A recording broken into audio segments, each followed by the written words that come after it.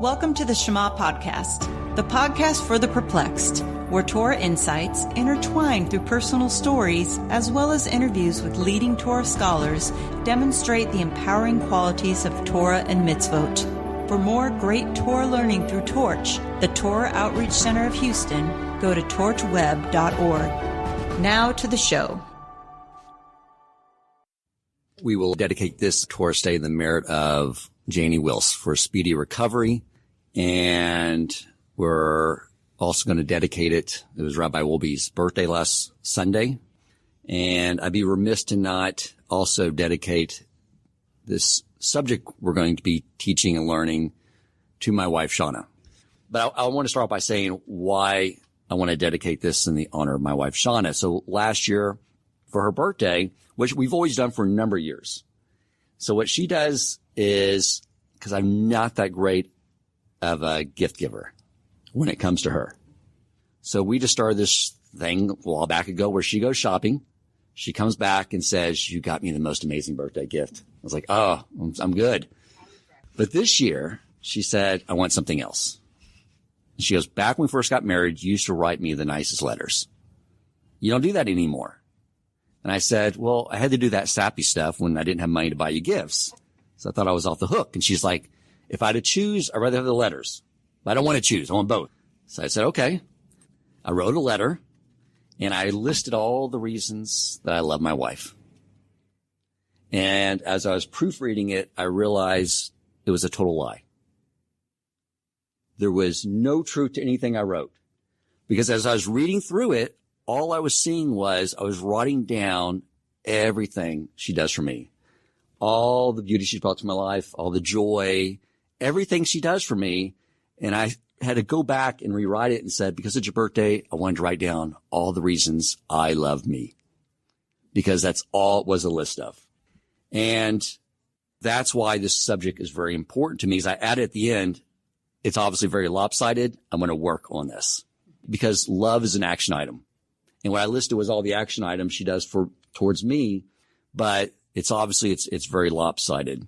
And, we think about too, like, our relationship with God, we're commanded to love Hashem with all our heart, with all our soul, and all our resources. So what is the action item for loving God? I would say one of the number one ways, the action item of loving God with all your heart is what we learned last week. It's gratitude. I mean, think about it. You tell your wife, "I love you so much." And then you go on a tirade complaining about everything she does, or vice versa. What do you think matters to them? It's the same thing with God. That's how we show our love for him, is showing gratitude. So we love him with all our heart. And how we love him with all our soul, of course, is willing to give up our life for the three cardinal sins: idolatry, adultery. Most people are not only are they not willing to give their life, they're willing to do it anyway, and murder. And then all of our resources, of course, are taking our financial blessings, the money we get after tax, it's just the money we have free will over, and giving 10 to 20% of it tzedakah. And then what about our home? That's one of our resources. How do we love Hashem, love God with that resource? Shalom Bayit, peace in the home.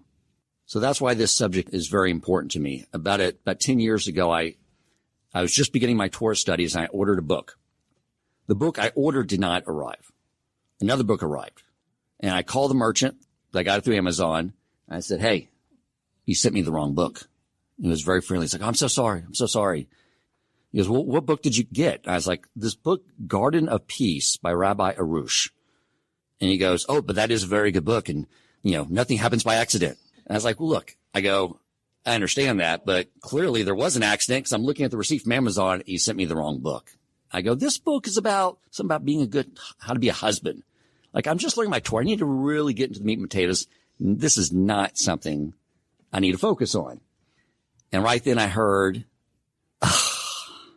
and I look over my shoulder and Shauna's putting the mail on my desk. And then she chuckles, rolls her eyes, walks out of the room. And I turn back to the guy and I said, "Maybe on second thought, I should read this book." And the book was fantastic, but it was a total, as I mentioned before, when you study Torah, Torah is a lens for the world. And it clears the world so you can see what's upside down. And there was so much there that was totally counter to all the information I received my entire life. I started doing this, but of course, because I wasn't continuing with my studies, I immediately started to revert back to my habits I had. And when I went back and studied this book like a year and a half ago, and I thought about the fact that I hadn't done any of these things and how amazing Shauna's life would have been if I had actually done what I should have done, which is study it over and over and over until it became habit and became ingrained in who I am. So what I want to convey is two things today. One is why Shalom Bayit is the most important mitzvah. And I mentioned last time I taught, the entire purpose of Torah is to have our neshama commandeer our body and elevate to be like an angel, greater than an angel. And really, those are the same thing. They're really totally intertwined with one another. So when you look at and you read something like Deuteronomy and you overlay it with Jewish history, it just totally matches up with everything that's taken place. And one of the things that it says in Deuteronomy is that we will be exiled out into the world so we can be a light into the nations.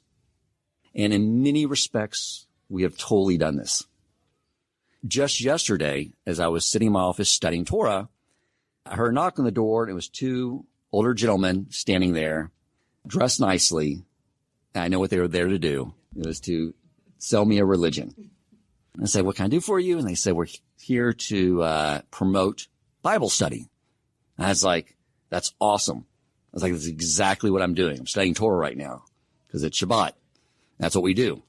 Just trying to let the salesman know that it's probably does not have a good prospect here. When you start talking about Adam and Eve and the sin and that we're here to rectify all that. And I said, that is awesome. I was like, that's basically what I'm writing a lecture for tomorrow. And at that point, that you can sort of tell, like, this isn't going to happen. So he said, thank you so much. And I said, keep up the good work.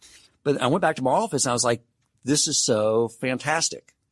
Because if you think about 3,300 years ago when we received the Torah and the other nations declined it, think about the other nations at that time. They were totally barbaric. Murder, theft, all types of sexual immorality, children sacrifice. I mean, it's just not well-conducted nation. So when Israel comes into being, especially in the times of King Solomon, it was such a clear compare and contrast. But now I was thinking about that, like it's not, you see what's happening now. I mean, back then, people were not walking around talking about the Hebrew scriptures, is how he called it, and God, which, yes, they define it. They can't let go of that physicality, and it has to be an image of a man. But when you think about where that started with the descendants of Esau and Rome and Greece and then the Catholic Church, Rome had 10,000 different idols, most barbaric of nations, and that has all evolved into these wonderful people walking around talking about God. That's amazing. But I would say that when it comes to this area, instead of us being a light into the nations, I would say that we have been more influenced by the other nations. And when I've talked to Rabbi Cohen, he's like, this is sort of like probably one of the more final redemptions as we are on the doorsteps of Mashiach. And the other thing, when you look at world history, is it's sort of like moving on a pendulum, meaning it's where we go to where the world opens their arms to us and they say, welcome. We want to be friends. We want to do business. And then it shifts back the other way and they want to kill us and they push us out of their country. Back and forth, back and forth. And really what is happening there is God wants us to go out into the world, be a light to the nations. And if we start to let them influence us more than we're influencing them, then he backs away. Anti-Semitism has no guard to it, and they push us back. And we regroup. We focus back on our Torah, and strengthen ourselves again. And then he opens the window again and lets us go back out to see how we do. And back around, I think it was 1820, Rabbi Hirsch, and this was at the beginning when the window was opening up again. It was Europe, the Renaissance, the rest of the world was saying, once again, we do want to be your friend again. Come on out. Come out of the ghettos. And so all the rabbis knew, like, okay, here we go again. And Rabbi Hirsch was one of the most prominent rabbis at the time. And so all the rabbis wrote him, okay, what do? We want to make sure we do this successfully this time. And he wrote a very interesting letter. And he said, We will succeed this time if we do one thing. If we do this one thing, we'll be fine. And that is, if we take padlocks and chains and we lock up every synagogue in Europe and don't let any Jews enter those synagogues for the next 100 years. Now, I think it might be even more than 100 years. I couldn't find that text yesterday to remind me what it was, but I know it was a minimum of 100 years. But that seems very strange, right? If we're going to preserve us as Jewish people, lock up the synagogues, no Jew goes inside. A little baffling. But here's what he was saying. As he was looking out into the world at the time, what was out there in the world? It was Christianity. And Christianity, what he was seeing was people that went to church on Sunday. They bifurcated their life. They had a public persona and a private persona. And being I've had people tell me this. I'm a good Christian. Why? Because I go to church on Sunday. That is what he did not want us to be influenced that way at all. Because that is not where God's presence lies. When it says in Exodus 25:8, and they will make for me a sanctuary and I will dwell in them. The commentators are very quick to point out that's not in it because it's not referring to a building. Them is referring to us in our hearts and most notably between a man and a wife in the home they established. And that's why Rabbi Hirsch wanted the rabbis to not go hide out in the synagogue. They wanted them out in the community, making sure that everyone was building those sanctuaries where it really counts and where it matters. So before we get to how to have peace in the home, I want to talk about something sort of that precedes that. And that is sort of the process we go through in identifying that perfect match. And I'm going to use this as an analogy. I like analogies because it allows problems to become external and then you see things more clearly. So imagine a boardroom setting. Long conference table, bunch of executives sitting around. The quarterly meeting is wrapping up, and then one executive says, I have one more piece of business to discuss. And they say, okay. It's like, as you know, we lost our chief financial officer last year, and I am proud to announce that I found the perfect CFO for our company. Perfect. I want to make an offer to him. And everyone around the boardroom table is like, oh, that's great. Tell us, what you learned about this person. And the executive says, well, 2 weeks ago, I was going through a website that had profiles of various CFOs. And I came across the most attractive CFO I'd ever seen. And I was like, I have to meet this person.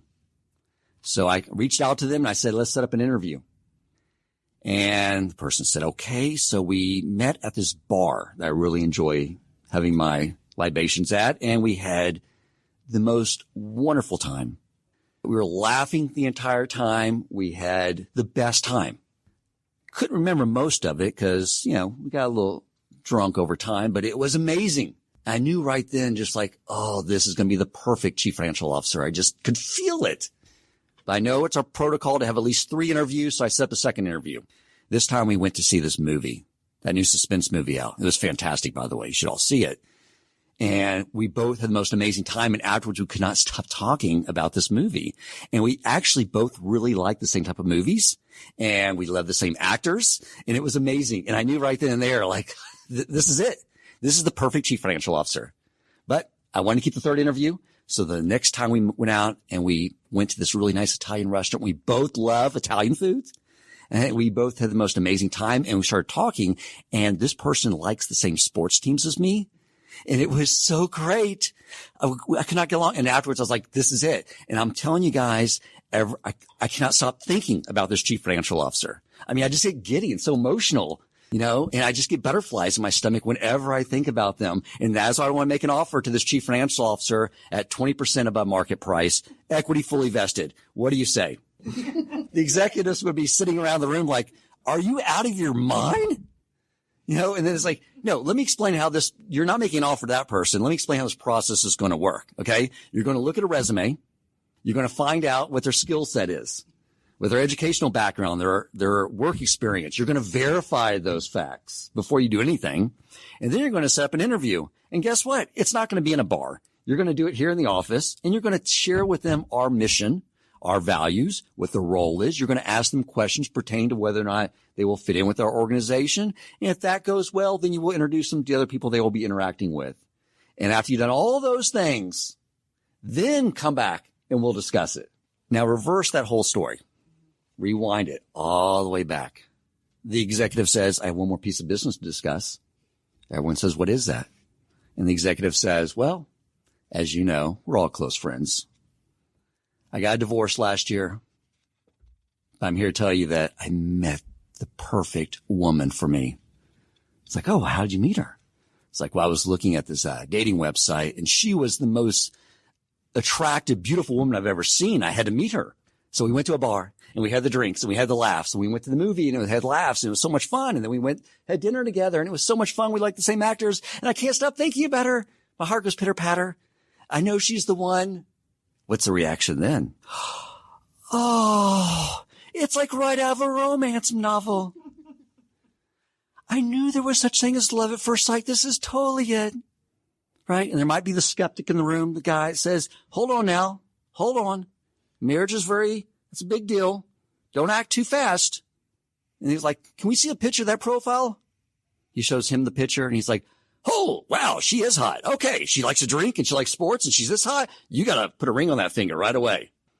You see how upside down our world is, because I didn't really get this until any of you here when Rabbi Ari was talking about, we sort of got him sidetracked and we were talking about the process that they use in the Torah observant community. The way I described the way we would vet a CFO or an employee is the way they go about it. And they know too, they don't touch until they get married. Why? Because they know that passions and emotions, those are temporary. And they're looking for a long-term partner that's going to create children and grandchildren and future generations. So they know I'm not going to get all my emotions involved when I'm trying to vet them. So like when Rabbi Yokov was telling me that when he was dating or vetting Chaya, they went for long walks and they all had questions in advance. What's your mission? What are your values? How many children? Those things.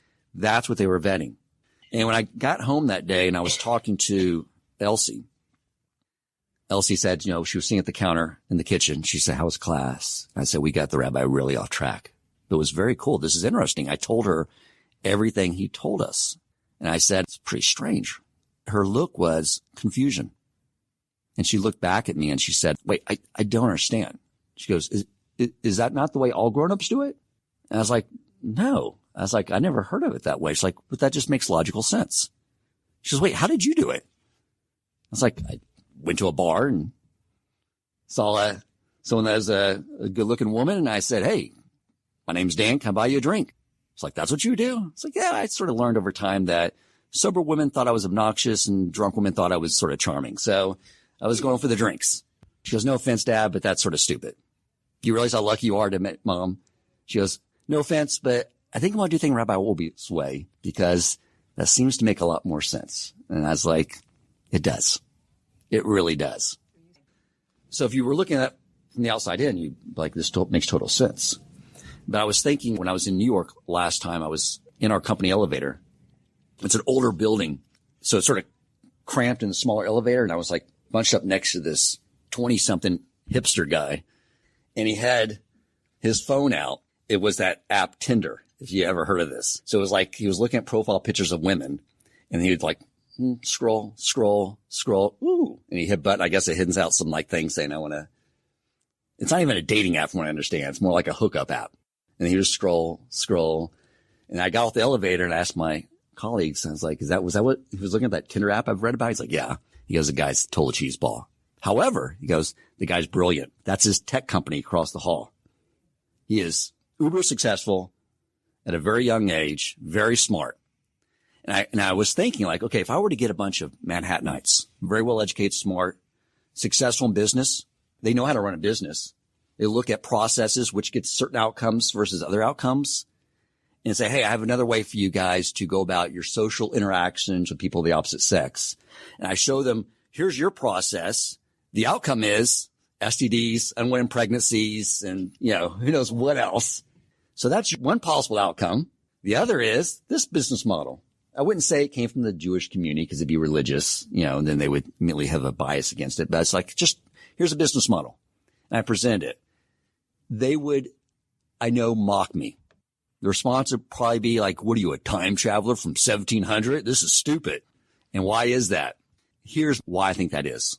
Because we've seen a lot of irrational behavior, even among the Jewish people over history, around this very matter. If you remember back when Bilam brought in the Midianite women, what did they have to do before they fornicated with the Midianite women? They had to pray to the idol Baal Peor. I may not be pronouncing that right. English translations, P-E-O-R, Peor. So what do they do in the house of worship of Baal Peor is, if you're not familiar with the religious service, they would stand in front of the idol. Then they would drop their pants and poop. Now, that house of idolatry does not exist anymore. My theory is that they realized it was just not economical to maintain a janitorial staff. But so why would people do that? Jews who experienced the Exodus and all those things. Why would they do such a thing? And the reason is because it allowed them to rationalize the act they wanted to do. And that is what led most of the nations to not accept Torah as well. So I want to talk about a little about the construct of men and women, our differences, but how we really should not look at them as differences. When you look at the creation of Adam, what the commentaries say is that Adam was originally, Adam and Eve were one physical entity, one soul.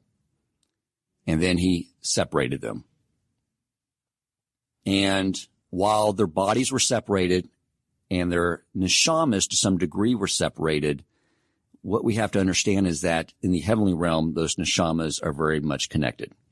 Matter of fact, there's a text here I wanted to read from Rabbi Nachman, where he quotes from the Zohar. It says, in the Zohar, the soul is said to tower so high above the body that the body is called a shu, relative to the soul. On the lowest extremity of the soul only the lowest extremity of the soul fits into the body. Through our desire to come close to God, through our thoughts, emotions, speech, and action, we can bring down greater and greater illuminations of our own souls. In this manner, anyone has the ability to make his physical body a chariot or a temple for the highest parts of the soul, as did Moses. So where secular psychology in the realm of marriage counseling, what they are not able to see is what is happening at a spiritual level, because the souls are very interconnected there. And we'll touch on that more. One of the reasons why it was so necessary to have these two entities separated is the following. In the Talmud, Rabbi Elazar said, what is the meaning of that which is written? This is a Torah verse, Genesis 2:18. I will make him a helpmate for him. What he says is, if one is worthy, his wife helps him. If he is not worthy, she is against him. So what does this mean? So one of the ways in which we become more connected to God, to have our neshamas commandeer our body, is, of course, to improve our character traits. Rabbi Wolbe mentioned that the other day when he was talking about humility. With humility, it's all the way to one extreme. But with many character traits, it's things like, we have hesed, we have loving kindness, and we have judgment. And in proper balance, that's compassion. So if someone comes and says, hey, I want money for food, I'm starving, you give them money. That's compassion. If a drug addict comes to you and says, I need money for some more drugs, you don't give them money, because that's compassion. And that's how God is interacting with the world, is keeping those things properly in balance for each person. That's just one example. So the way we come closer to God is we refine all of our character traits. The challenge with that is our Yetzer Hara, our evil inclination, does not want us to do this. Like the other day, I was thinking about the character trait of patience. And I was trying to review in my head how I've been doing in this matter of patience. And before I knew it, my thoughts were thinking about another person who was impatient. And I was like, how did my thoughts get here? And I know how they got there. My Yetzer Hara, just like, no, look out there. You're fine. Look out there. Don't look inside, because if we were able to actually clearly see where we were off kilter, then we would put him out of a job, basically. We would be able to complete our mission. So that's its task, is to do that. And part of those character traits is our relationship with God, either a relationship with fellow man or a relationship with God. So there's a concept in Torah, which you probably have heard of before, called that the Baal Shem Tov spoke about, called the mirror effect. Now, he only brings people into our life that we can learn from, and also will act as a mirror. Right? It's like all of you are in my life for a precise reason, to learn from all your positive qualities. However, sometimes you may see someone that is experiencing a negative quality, and it's not that you just notice it. It irritates you. And what that is God creating a mirror for you to look and see what character trait you really need to work on. Because then when you can see, again, when the problem becomes external, we can see it clearly. When it's internal, the Yetzer Hara can cloud our mind around it. So one of the reasons we have a spouse is for this very reason. They are our clearest mirror of things that we need to work on. So, and I'll give you an example how this may play out from this book I read, Garden of Peace. This is my own short analogy, but there's a husband and wife. The wife, over time, just becomes very jealous and not trusting of her husband. And the husband did nothing to deserve this, but just the wife starts to feel this way. She checks his phone every time he's out of the room, see if any women are texting him. She's constantly, when he goes out of town business, calling up, who are you with? What are you doing? And she knows, like, there's no reason. I have no rational reason for doing this. I don't know what it is. She ends up going into therapy. They're exploring things that happened to her in her childhood to find out why she can't trust her husband and why she's jealous and thinks he's having an affair on her all the time. And then that's where their life goes on. And then the man dies, goes up to heaven, and God says to him, you know, the purpose of the physical world is for me to hide myself so that in that realm, we can really develop a close relationship, because in that realm, you have needs. And therefore, you can ask me to fulfill those needs. I can provide those needs, and we can have this give and take relationship. And you never did that. You never put your trust in me. And I kept trying to help you build this relationship with me. So I created financial difficulties all the time to get your attention. Never once did you pray to me for help. Never once did you acknowledge that I'm the one creating the financial challenges. You would turn to, what am I doing wrong with my livelihood? How can I save more money? Why are these bills coming to me? How can I eliminate these bills? Never once turn to me. I kept doing that over and over and over again, hoping you would rely on me, ask me for help so we could develop this relationship. So I made it even more challenging as I kept trying. So this time I gave you cancer. And never once did you say, who gave me cancer? God. And who will heal me? God. All that was in your thoughts was, maybe it was the cigarettes I smoked when I was a teenager. Maybe too much red meat. And I know in your thoughts too, who'd you put your trust with? The doctors. Never once did you turn to me and ask for me to heal you. But I wanted to give you more time, so I let the doctors heal you. And now you're here, and you really didn't complete your mission. So the man's like, oh, by the way, a little caveat. When our neshama is plucked from our body and there's no Yetzer Hara, there's no back and forth dialogue. The neshama just knows the truth. Our own neshama is our own judge and jury once there's no Yetzer Hara. Because the Yetzer Hara is what causes us to justify our actions, defend ourselves. So there's no back and forth dialogue, but it's better this way. So the man says to God, why couldn't you have just reminded me? I got so lost in the physicality of the world. I forgot. If you could just have reminded me once, I would have got my life together and done these things. And then God says to the man, I told you about every day. Who do you think gave your wife the compulsion to not trust you and be jealous of you? That was my way of communicating to you that I'm jealous. I want you to have trust in me. It was said to you on a regular basis. And that is precisely the way God uses us to help communicate things to us from him. So I want to talk to you about this whole idea of masculine and feminine. Now, I spoke about this in an email a few weeks ago. I don't know if any of you caught that, but it's the whole idea of what when we read in the Torah about masculine and feminine, giving and receiving, there's a I don't know if it probably was not the best venue for discussing this. But, like here we have gender neutral Tanakhs and prayer books. And really what that is doing is locking away one of the most important principles of Torah. Because the idea behind those books is, well, God's referred to as a he. That's, sort of sexist. Maybe God's a woman. Well, to think that God is any gender is idolatry. That's it. What they're failing to understand is that masculine is being in a state of giving and feminine is being in a state of receiving. Because we also know from the Torah that when the Jews were at Mount Sinai, that was our wedding canopy.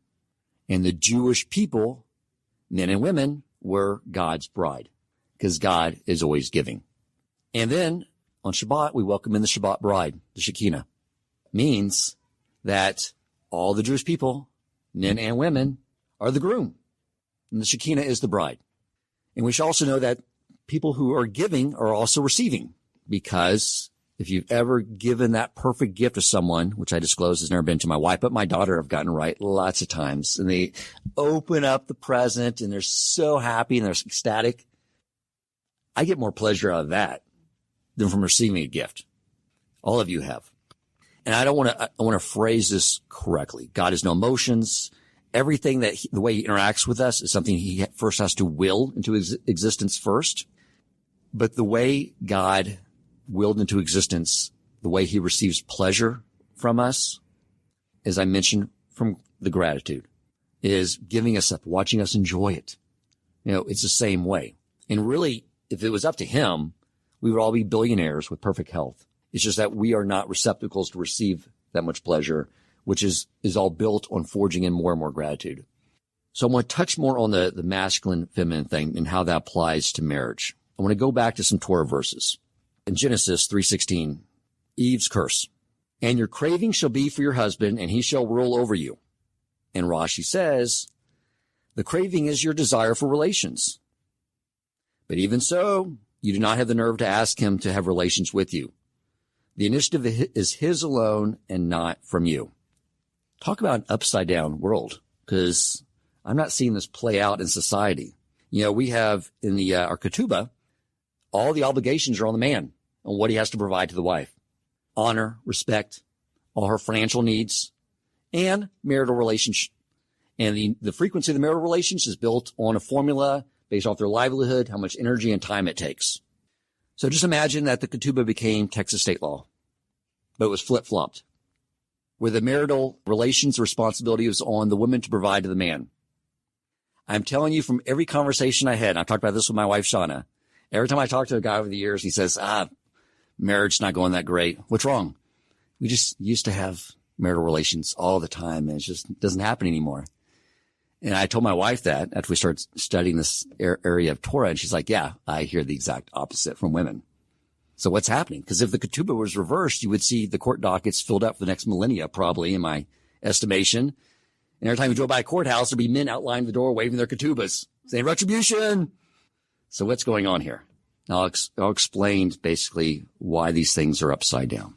And there's another important principle here, which I'm going to share. My request is that the guys do not get mad at me, that the women do not use this against their husbands when they go home, and that my cell phone doesn't blow up with angry husbands.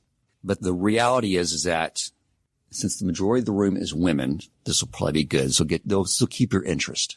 I would say there's probably some exceptions to this, but what the books and everything I read are very clear about, every marital problem originates with the husband. It really does. And I'll explain why. When a man prays to God for blessings, for himself, for his family, for the Jewish people, is he in the feminine state or the masculine state? Feminine. He's receiving. When the husband gives to the wife, and what is a husband supposed to give to a wife? Honor, respect, making her know she's in his heart first place. Then he is giving, and now he is masculine. When the wife takes care of the children, she is in a state of giving. She is masculine, and her children, both male and female, are feminine. That is the way the masculine and feminine work in the spiritual realm. But what's interesting is that there's many sources in Torah where you hear the phrase male sons. Like in Exodus 13:13, it says, redeem every firstborn male among your sons. You know, in the written Torah, there's no extra words. So why would it not just say redeem every firstborn son? And when I went into, if you're not familiar with Safaria.org, it's basically they've really getting like all the Torahs on there online now. And I just searched for male sons. And it was like lots of places. Like it showed up in the Talmud in several sources. What does that mean? Male sons. And what that means is that a male is not a man until he marries, because within the venue of marriage that he can now give to a wife and move into a state of masculinity. So the reason why the world has become upside down and everything is holding true, it's just that when men are lusting after their wife, they are moving into the feminine state, and everything, the curse against Eve, follows through perfectly. And the woman moves into a masculine state because he controls who's in what direction. Now, the woman has no, again, Torah mandate for that. And plus, her neshama is confused because she wanted to marry someone who's masculine. And he's operating and acting very feminine, which is where we've also become, I'll tell you, the reason we're upside down here is because, of course, society teaches us something totally different. Like when I was a kid, growing up as an adolescent, the one show I would stop playing outside during the summer to go watch was Happy Days. And who I think was the coolest character, of course, was Fonzie. What made him cool? You know, barely had to do anything. The bad guys, you know, the bullies would run off. And he would just snap his finger and all the young ladies would drape their arms around him. He was so cool. Then you had James Bond. Same thing. Always looking dapper, never breaking a sweat, getting all the bad guys. Always at the end of the movie, he beds the beautiful woman. Rabbi Wolbe was talking last week about the reason there's a TV in the house is because you're either part of those doing the brainwashing or being brainwashed. When the TV first came out, I've read like debates, like why they don't want that. We don't understand how subtle this messaging is. And it's totally counter to Torah. And so that is to me what was my idea of being a man. And so in my 20s, sort of how I lived. Again, I always initiated a relationship with, can I buy you a drink? Then I got the number. Then we went out. And usually by the third date, when the conversation started coming up about like, what are we doing this Friday? It's like, what do you mean? What are we doing? It's boys' night. It's like, well, let's make plans. And then I'd always get to like, this is getting way too complicated. And I'd end it. You know, it's sort of like 3 dates, 4 dates maybe. And that'd be it. And so our Fonzie, James Bond, and the way I was acting in my 20s, were we acting in the masculine state or the feminine state? We were operating very feminine. We were just wanting to receive and take. But we are taught, when I said that the rest of the world is sort of influencing us versus us influencing the world, this is an area where I think we become very influenced because it's totally the opposite. And when you look at the man and the woman too, the Yetzer Hara with the woman is strongest with her desire to have honor. It's strongest with the man for lust. So let's address the man. Why did God have to do that? Well, because 99.99% of the world population was not going to be Torah observant men, and he needed everyone to fulfill the mitzvah of procreation. So one of the things that happens in marriage is we repair each other, because we come to marriage, and what makes the woman whole is by us simply giving her honor and respect and making her first place. And the man starts to elevate that lust, but only Moses and his wife Zipporah were the only people where God said, they both elevated so far beyond the physicality that they totally separated from each other in a physical way. And that's what Miriam was rebuked with by Hashem by giving leprosy, because she made a comment about that. So that's not the way for us common folks, but the wife allows that to happen in a sanctified way. However, when the man is focusing on just giving honor and respect, then she desires it, and then he provides it. That is when everything is operating in harmony. You know, there's so many differences too between men and women. Like in our culture, it's like, that's so sexist. but it's definitely true. And I see a lot as well where people misinterpret things in Torah and say, why should only the men wear tefillin? Women should be able to wear tefillin too. And you can, but I don't think you're understanding that if the Torah is sexist in any way, I think the only thing God is telling us is that women, when we're two halves of the same entity, they got the choicer parts. Spiritually speaking, they're much more connected, so they don't need the tefillin. Men are required to pray 3 times a day. Women are not. Why? Because they're naturally inclined to pray to God throughout the day. We are more hardwired because he had to hardwire us more with less to make sure that non-Torah observant people would procreate. It meant that we were more wired into physicality. And so we have to do more things as a Jewish people, to elevate above that physicality. So one of the things is praying 3 times a day. And I know I have a calendar reminder for Mincha, and it pops up, and I'm like, I'm right in the middle of something. And I hit like the snooze button on it. It's like, I'll do it in an hour. And then when I finally do it, say that prayer, and I'm asking for all these requests. And one of those requests you make are to make our livelihood go easy. It's like, why would I hit the snooze button on that? I would just get up right then and there, say that prayer, ask for his help, and then, all the challenges I have with work would go away quicker. But that's why he requires it of us, because we'll get so stuck in a physicality that we need that extra requirement to stop and do that. Also, think about tzitzit. I know a lot of women wear talis. No harm in that at all. But if you want to know what that mitzvah means, is in the Shema, it says, when he talks about tzitzit, and it shall constitute tzitzits for you, that you may see it and remember all the commandments of Hashem and perform them. And it says, and you shall not explore after your heart and after your eyes, after which you stray, so that you may remember and perform all my commandments and be holy. So when we ever hear the word being holy, it's talking about sexual purity. The mitzvah are all around reaching that goal. The reason this pertains to the man and not women is because it's for the man to protect themselves. So when you look at, the way the body operates, when the body needs nourishment, it sends a signal to the brain saying, feed me. This body needs nourishment. Any body needs sleep. Body says, hey, we need to divert all our energies just to repairing this body. You need to go sleep. And we begin to feel sleepy. Eliminate waste, same way. Sexual urge, totally flip-flopped. It's the mind that obviously gets initiated by the eye that leads to the body. That is why the tzitzit are there, so you will not explore after your heart and after your eyes, after which you stray. So the tzitzit are there that's what they're there for, is for the man to use that. And so there's no harm if woman does it, but don't look at it like, well, it's not fair that I don't get to wear that too. It's just like, really a woman's response should be, these poor guys need this. They need tefillin to connect to God at a level that I can connect to God without tefillin. If the Torah is sexist at all, it's God saying the man is very deficient. And I wouldn't look at it as, it's not fair. I don't have the intuition of a woman, but I'm married to a woman. There's a great guy I like to listen to. His name is Gedalia Fenster. He teaches a lot of Rabbi Nachman. He's not an ordained rabbi.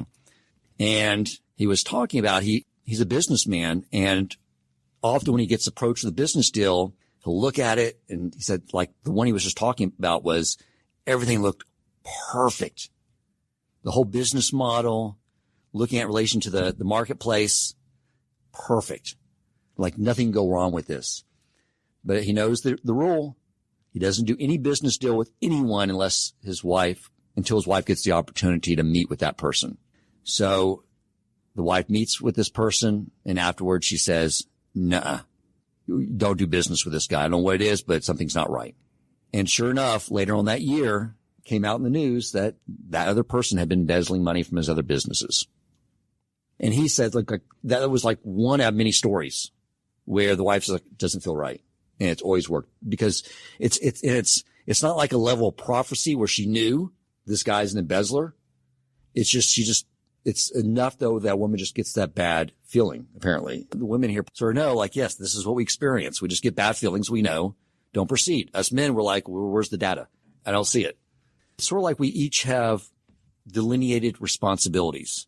And if we look at us, because at the soul level, we are one entity when we become married, then it's not like oh, they're like this and I'm like this. There's no I in them. We're one entity, and we just basically have our responsibilities sort of separated. So as far as Torah advice on how to have peace in the home, we have laws like the laws of Yichud. And what those are laws around making sure that a man and a woman who are not married, are not in a secluded space.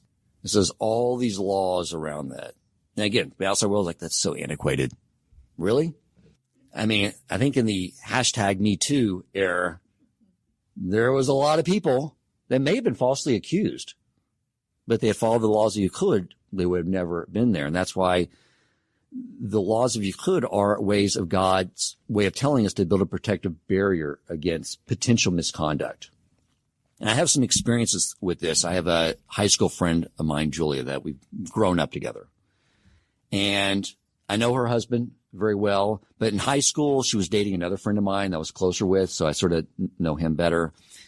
And we always like to get together and catch up, and we were going to get together for lunch about 3 years ago or so, or maybe more. And her husband, Terry, couldn't make it. My wife, Shauna, couldn't make it. So we go to this restaurant, have a really good time catching up and talking. And then that night, my friend Julia calls me and she says, you won't believe this. I just got a call from my mom, frantic, saying, I heard you're having an affair. And Julia said, she's like, what are you talking about? One of our friends from church saw you at the restaurant with this other man. And then Julia said, no, that's Danny from high school. And she's like, oh, Danny? Oh, I'll set her straight. Tell Danny I said hi. Julia said, like, it was so funny. I was like, yeah, but you know, the moral of the story is that if Terry and Shauna can't make it, we shouldn't go, because it's still, you don't know how that's going to be perceived. And then last year I had this dinner with a guy that's with one of our new strategic partners. And he was talking to me. He was telling me about the pains of his divorce. It was brutal. I mean, just financially just wrecks you. And the pain on the children. And he told me, he said, and I tried everything. And he's basically almost calling himself a saint. I did everything to make this marriage work. My wife was just evil and bitter and a horrible person. I can't tell you the lengths I went to make my marriage right and make it work. And I said, well, you know, I don't think I've had to ask what he did. He was willing to tell me all that he did to make the marriage work. What he did was this. There was a woman he worked with who was also having marital problems. So he would get together with her and they would share advice on how they could help each other out with their spousal problems. And then he would go home to his wife and say, you know, I was talking to so-and-so, this other woman, and these are the things that you could be doing better as my wife. If you could just fix these things, then we will be fine. I tried so hard. I tried to do that. And the whole time I was just like, wow, that didn't work. I can't imagine from your wife's perspective coming home, it's like I was talking to so-and-so from work. And she said, you could do that. And meanwhile, we know that what the man's supposed to be giving the wife is honor, respect in first place. And I can't think of anything further from that. And so I asked him, I had to, I said, so, whatever happened to the other woman, your friend? He's like, her marriage didn't work out either. They got a divorce, but we're together now. Exactly. I was like, woo, what a plot switch. I didn't see that one coming. And I remember driving home just, thank you, God, for making me Jew and giving me Torah. For giving me Torah, because I probably would have done something that stupid, not knowing how this works. And then, if you're not familiar with the laws of Nida, it says that period of separation, two weeks out of the year, which again, when I first heard that, I was like, it's almost like demeaning to the wives. Like, oh, it's that time of the month. So, I don't want to touch you. You have cooties. That's sort of how I interpret it. It was like, it's so primitive, but it's not that. It's actually when I was Googling it, interestingly enough, I don't know if some of you remember, Dr. Westheimer. She was the sex therapist that had the radio show forever. With regard to La Nida, she called it the most sophisticated method of maintaining libido in long-term monogamy that she's ever encountered. Of course, God created it. It's during around 2 weeks out of every month when the woman is going through that period that you don't touch. You separate from each other. Not like separate, but you don't touch each other. And what that does is that sort of reignites when that period's over, like recreating the honeymoon over and over again. Because we're hardwired, for one, as I mentioned, the way to love God is through gratitude, and we're hardwired to sort of take for granted things. That is just another way of allowing us to not get so accustomed to something that we don't appreciate or take it for granted. Now, my wife and I do this forever, but she always said that the best thing for our marriage was the fact that I travel on business regularly. It's just, I'm better in small doses than like all the time, especially when I work from home. Another idea the book points out too is that because the woman has so much intuition, they're so tied in. There's things they're aware of, although they can't articulate them. And so the example the book used, a scenario where a man comes home from work, worked all day, slaving, trying to make a livelihood. He comes home and his wife is just being really sort of nasty towards him and rude. And he can't figure out why. He's like, why? Where's this come from? I work all day and I come home. This is the way you treat me. And then she can't figure it out and she feels bad about herself and she gets sort of sad about it. It's like, I don't know why. It just don't feel right. And the book points out, but if the man is driving home from work and he sees a woman and he says, hubba bubba, and he considers some thought about her, even though the woman doesn't know she knows. She knows. And so when we say based off courtroom evidence, yeah, nothing's there, but really what's happening in the spiritual realm, those things, when we let our eyes look around or do things like that, our wives do pick up on it. They won't be able to intellectually understand it, but they're not going to feel right. They're going to feel like something's missing. So we just need to examine, if we come home and see some irrational behavior, we need to sort of examine our thoughts. Sean and I were brought up in the secular culture of look, but don't touch. But that was doing great harm to her. I didn't know any of that before I came religious, started studying. And it does do tremendous harm. And that's why we're supposed to, as men, guard our eyes from everything. Like when the magazines arrive in the house for the wife, I don't need to know Victoria's Secret. We don't need to open that up. Many of you remember our friend Robert Lipstadt, the man in the wheelchair. Some of you may have come in past that time. I think he passed. I think it was last October was his third yard site was this last October. But anyway, Robert Lipstadt became a good friend of mine. And the way I met him is he came to services at TBT much longer ago. And then he was staying at a Medicaid facility here. Now, his background was he was a successful lawyer. His hobbies were running and nutrition. And then a year later, Hashem, whatever reason, wanted him to be in a wheelchair with Parkinson's.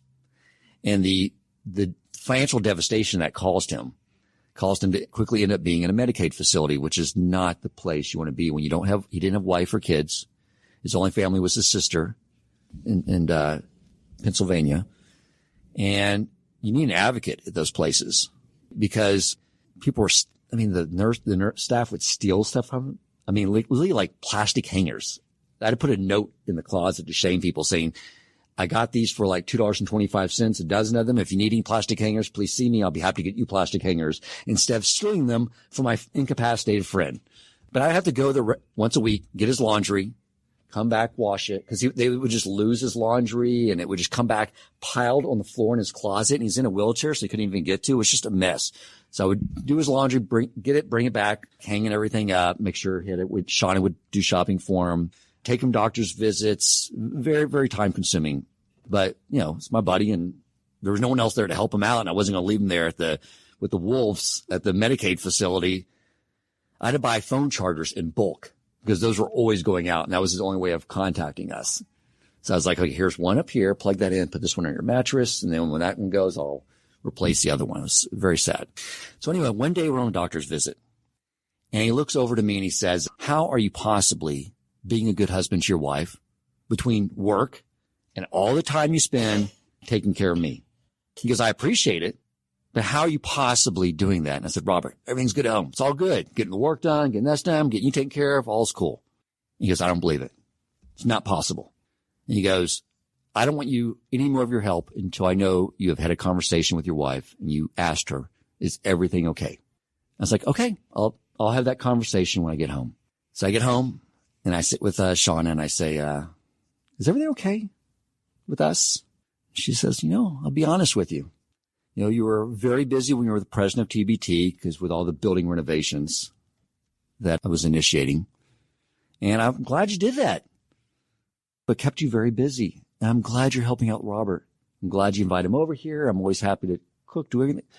But I'll be honest with you. I've been sort of sad for a while because I can't help think that everyone is more important to you than me. Because you're always running around doing everything for everyone else. Where do I fit into this equation? I just don't feel like I'm the number one priority in your life. And I read the story in this book of Garden of Peace, where it talks about this wonderful tzaddik. Gives tzedakah, Torah teacher, businessman, cares for the sick, the whole community is like this. This man is so wonderful. And then it's his time and he passes. And he's before God. And God says, wow, you really blew it. It's like, what are you talking about? I'm a tzaddik. You were running around doing all those things. Meanwhile, here's your wife. She was so sad. She was crying every night because you weren't paying any attention to her. I don't care about those other mitzvot if it's at the cost of that. The most important mitzvot is your wife. That's what you were there for. And the peace in the home and what you created there. Then you do the other mitzvot. You think about the laws of giving tzedakah. It's like these in the Shulchan Aruch. It's these concentric circles.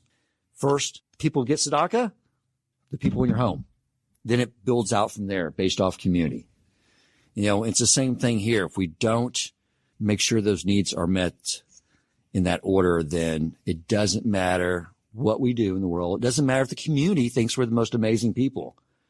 If our spouse is not happy and we don't have a strong marriage, the other stuff doesn't matter in God's eyes. And back to my original point too, about what Rabbi Hirsch was trying to help us avoid, about these two personas that many people have, the public persona, the private persona.